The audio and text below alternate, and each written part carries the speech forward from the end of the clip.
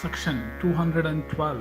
The Brahmana enquired, how is it that fire, vital force in combination with the earthly element, matter, becomes the corporeal tenement of living creatures, and how doth the vital air, the breath of life, the breath of life, according to the nature of its seat, the muscles and nerves excite to action, the corporeal frame.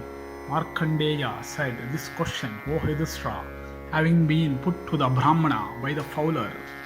The latter, in reply, said to that high-minded Brahmana, the fowler said, the vital spirit manifesting itself in the seat of consciousness causes the action of the corporeal frame, and the soul being present in both of them acts through them. The past, the present, and the future are inseparably associated with the soul, and it is the highest of a creature's possessions. It is of the essence of the Supreme Spirit, and we adore it.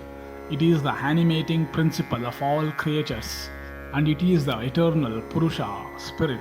It is great, and it is the intelligence and the ego, and it is the subjective seat of the various properties of elements.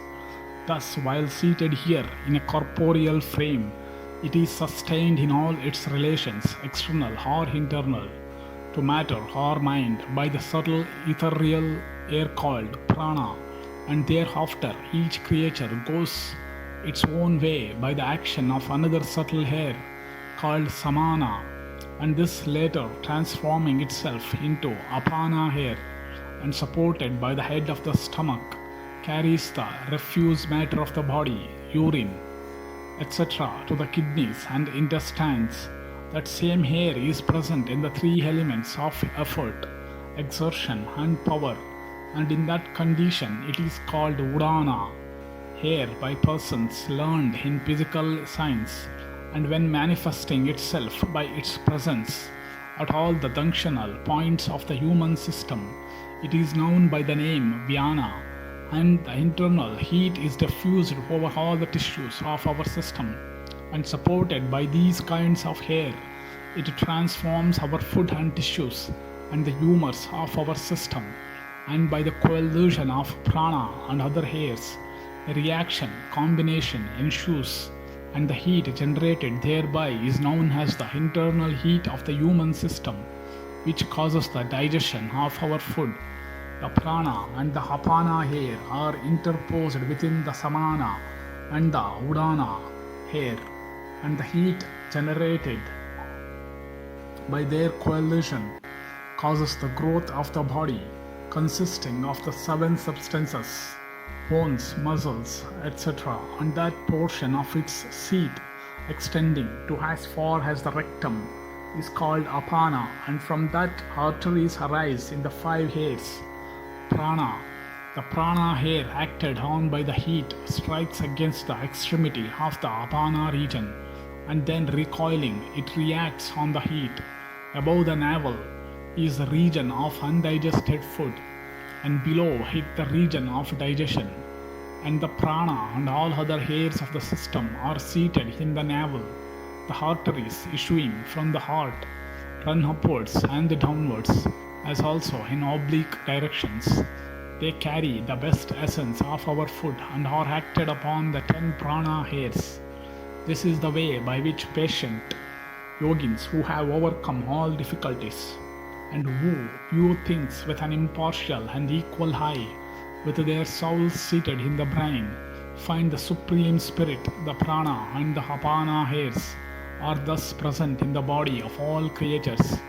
Know that the spirit is embodied in incorporeal disguise in the 11 allotropous conditions of the animal system, and that though eternal, its normal state is apparently modified by its accompaniments, even like the fire purified in its pan, eternal yet with its course altered by its surroundings, and that the divine thing which is kindred with the body is related to the latter in the same way as a drop of water to the sleek surface of the lotus leaf on which it rolls.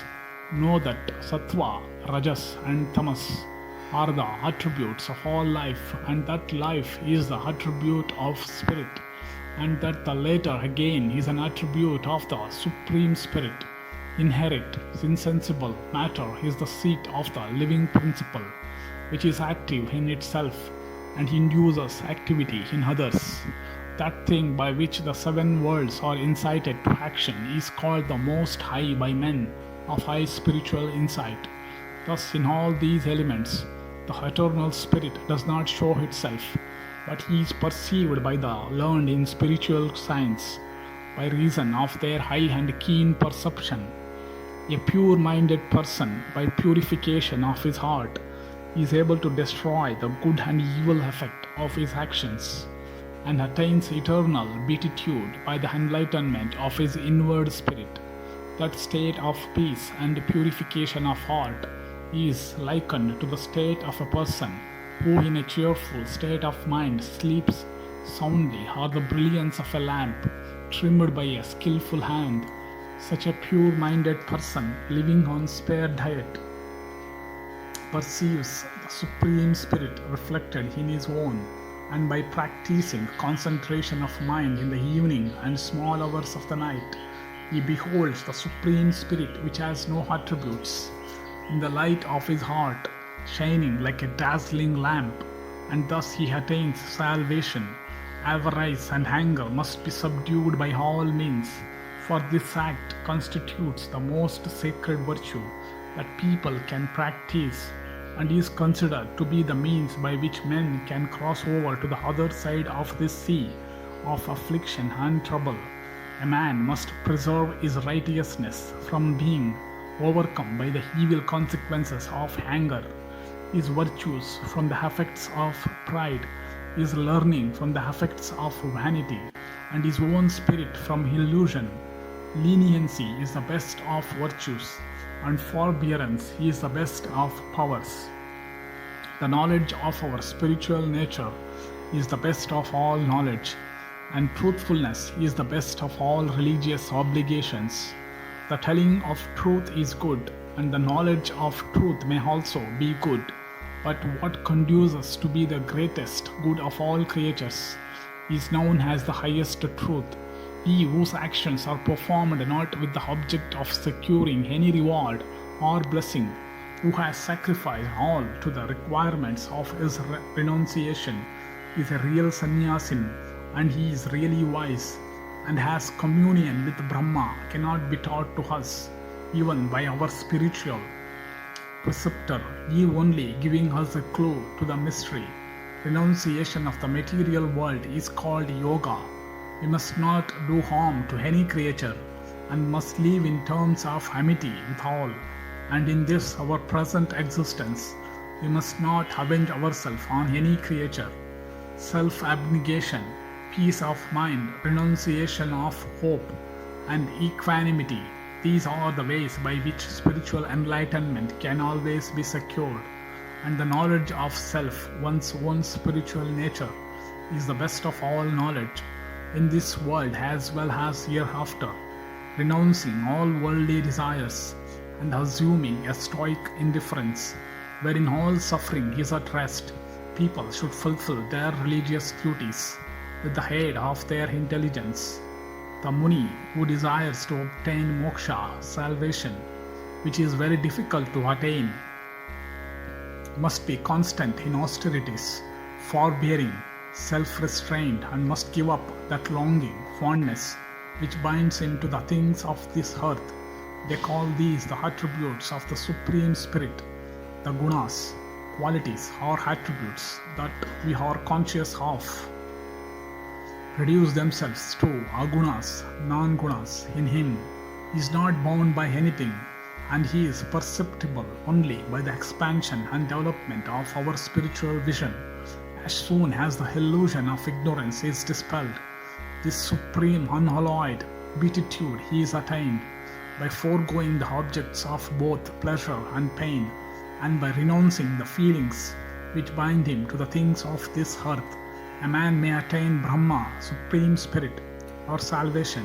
O good Brahmana, I have now briefly explained to thee all this as I have heard. What else dost thou wish to know? Thus ends section 212 in the Markandeya-Samasya Parva of the Vana Parva.